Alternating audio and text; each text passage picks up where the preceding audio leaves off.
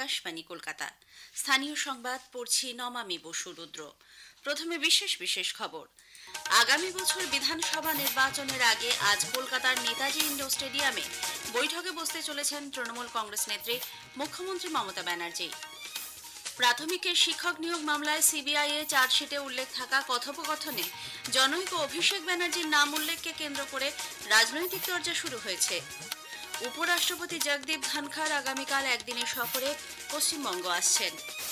দীঘায় নির্মীয়মান জগন্নাথ মন্দির পরিচালনার জন্য রাজ্য সরকারের গঠিত ট্রাস্ট আজ প্রথম বৈঠকে বসতে চলেছে। নতুন বছরের প্রথম 2 মাস শেষ হওয়ার আগেই রাজ্যে ডেঙ্গি আক্রান্তের সংখ্যা 400 পেরিয়েছে। আগামী 3রা মার্চ থেকে শুরু হতে চলা এবছরের উচ্চ মাধ্যমিকে মোট 5,09,000 পড়ুয়া পরীক্ষায় বসছেন।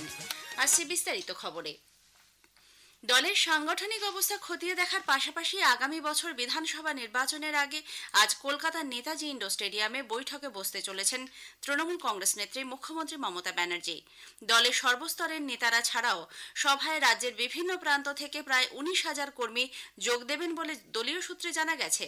লাইভ সম্প্রচারের জন্য প্রতিটি বুথে জায়ান্ট স্ক্রিনের ব্যবস্থাও থাকবে। একটি প্রতিবেদন।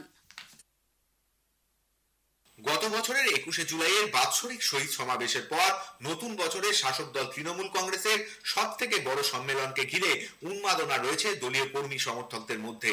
সকাল 11টায় নেতাজি ইন্ডোর স্টেডিয়ামে শুরু হবে রাজ্য তৃণমূল কংগ্রেসের সর্বস্তরের কর্মীদের জন্য আহুত ওই সভা, যেখানে প্রধান বক্তা দলের সর্বোচ্চ নেত্রী মমতা ব্যানার্জি। ইতিমধ্যেই সভার যাবতীয় প্রস্তুতি সম্পন্ন। একদিন আগে থেকেই দূরবর্তী জেলার নেতাকর্মীরা কলকাতায় পৌঁছে গিয়েছেন। গতকাল সন্ধ্যায় নেতাজি ইন্ডোরে সভার প্রস্তুতি খতিয়ে দেখতে আসেন তৃণমূল কংগ্রেসের রাজ্য সভাপতি সুব্রত বক্সী সহ শীর্ষ নেতৃত্ব।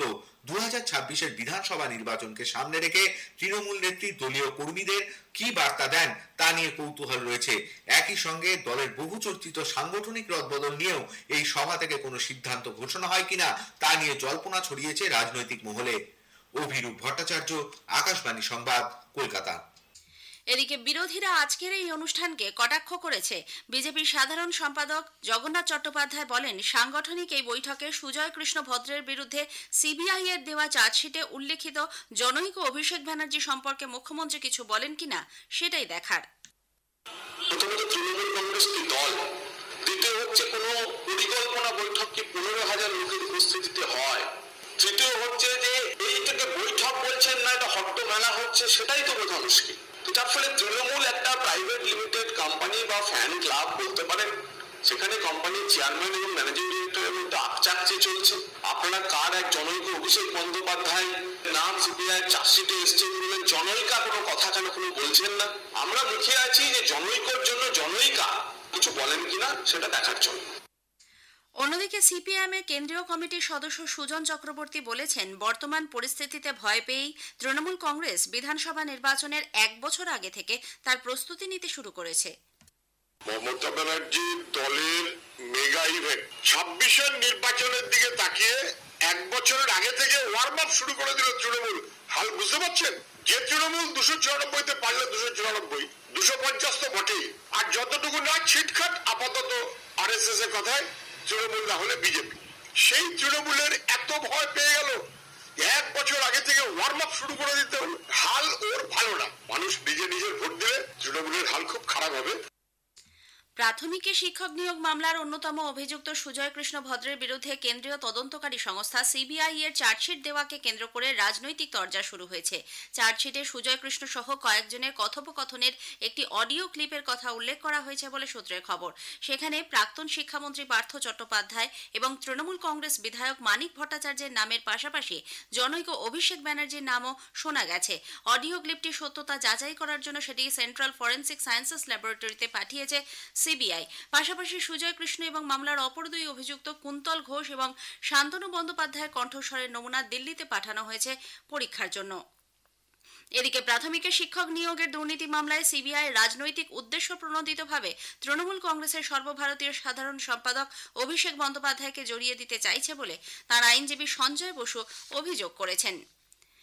দলের বিধায়ক মানিক ভট্টাচার্য সহ কয়েকজনের অপকীর্তির জন্যই তৃণমূল কংগ্রেস কালিমালিপ্ত হচ্ছে বলে কৃষ্ণনগরের সাংসদ মহুয়া মৈত্র অভিযোগ করেছেন। গতকাল নদিয়ার পলাশীপাড়ার বার্নিয়ায় এক কর্মী সভায় মহুয়া বলেন, অপরাধ করে ভোটের আগে এলাকায় ঢুকে কেউ সভা করবে তা মেনে নেওয়া যায় না।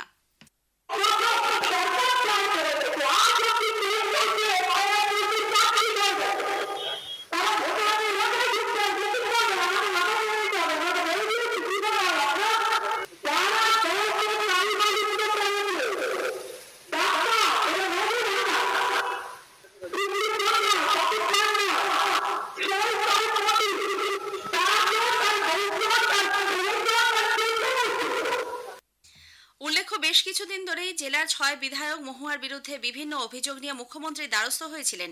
এরপর থেকেই সাংসদ এবং বিধায়কদের দ্বন্দ্ব প্রকাশ্যে আসে। উপরাষ্ট্রপতি জগদীপ ধনখড় আগামীকাল একদিনের সফরে পশ্চিমবঙ্গে আসছেন। রাজ্য সফরে তিনি বীরভূমের তারাপীঠ মন্দির দর্শন করবেন। এরপর কলকাতা সায়েন্স সিটি অডিটোরিয়ামে গৌড়ীয় মিশনের প্রতিষ্ঠাতা আচার্য শ্রীল ভক্তি সিদ্ধান্ত সরস্বতী গোস্বামী প্রভুপাদের সার্ধশতবর্ষ উদযাপন সমাপ্তি অনুষ্ঠানে যোগ দেবেন তিনি। ওই অনুষ্ঠানের পরেই উপরাষ্ট্রপতি নতুন দিল্লিতে ফিরে যাবেন বলে জানা গেছে। স্থানীয় সংবাদ শুনছেন আকাশবাণী কলকাতা কেন্দ্র থেকে।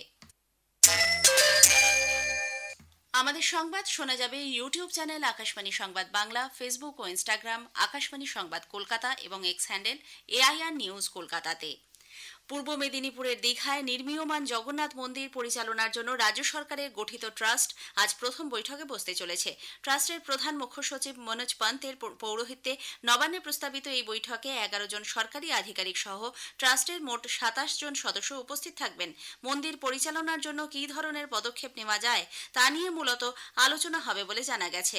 উল্লেখ্য, আগামী 30শে এপ্রিল অক্ষয় তৃতীয়ার দিন এই মন্দির উদ্বোধন হবে বলে মুখ্যমন্ত্রী মমতা ব্যানার্জি ঘোষণা করেছেন। নতুন বছরের প্রথম 2 মাস শেষ হওয়ার আগেই রাজ্যে ডেঙ্গি আক্রান্তের সংখ্যা 400 পেরিয়েছে।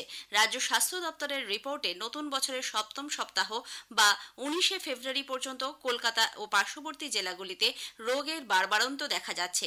ওই রিপোর্ট অনুযায়ী রাজ্যে ডেঙ্গি সংক্রমণে এখনও শীর্ষে রয়েছে হাওড়া, সেখানে আক্রান্তের সংখ্যা 70।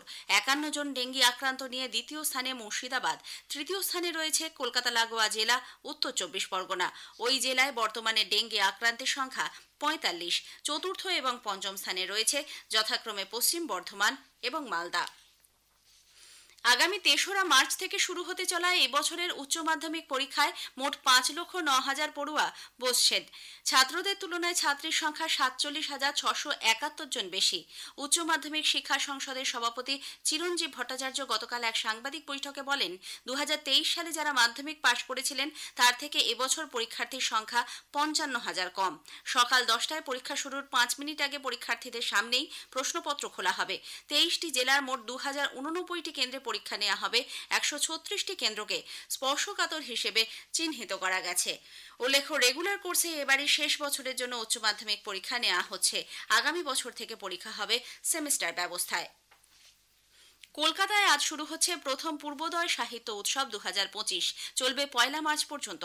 ISCS এর অধিকর্তা অরিন্দম মুখার্জি জানিয়েছেন, উৎসবের মূল লক্ষ্য হল সাহিত্যের প্রতি নতুন করে উৎসাহের পুনর্জাগরণ। Institute of social and cultural studies, national book trust এবং আরও বিভিন্ন সংগঠন একত্রিতভাবে এই লিটারেচার ফেস্টিভ্যালটি আয়োজন করেছে।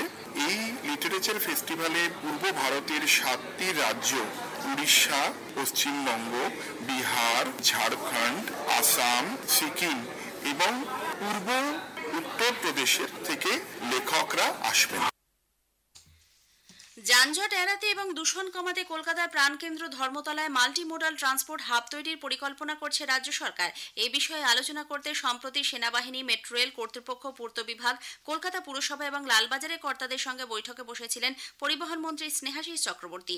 বৈঠকে দপ্তরের কর্তাদের পক্ষ থেকে সকলের সহযোগিতা চাওয়া হয়েছে। মহাশিবরাত্রি উপলক্ষে আজও বিভিন্ন শিব মন্দিরে ভক্তদের ভিড়। গতকাল রাতভর চলে পূজা পাঠ।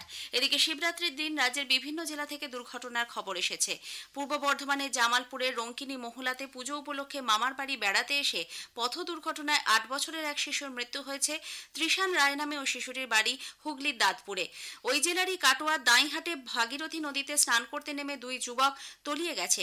এদের মধ্যে সুমন সাহা নামে বছর 22-এর একজনের সন্ধান মিললেও 23 বছর বয়সী অর্ঘ্য সাহা নিখোঁজ। পুরুলিয়ার পুঞ্চা থানার ধীবরপাড়ায় মন্দিরে পুজো দিতে এসে প্রদীপের শিখায় কাপড়ে আগুন লেগে এক মহিলা গুরুতর আহত হয়েছেন। শেষ করার আগে স্থানীয় সংবাদের বিশেষ কিছু অংশ আরও একবার। আগামী বছর বিধানসভা নির্বাচনের আগে আজ কলকাতার নেতাজি ইন্ডোর স্টেডিয়ামে বৈঠকে বসতে চলেছেন তৃণমূল কংগ্রেস নেত্রী মুখ্যমন্ত্রী মমতা ব্যানার্জি।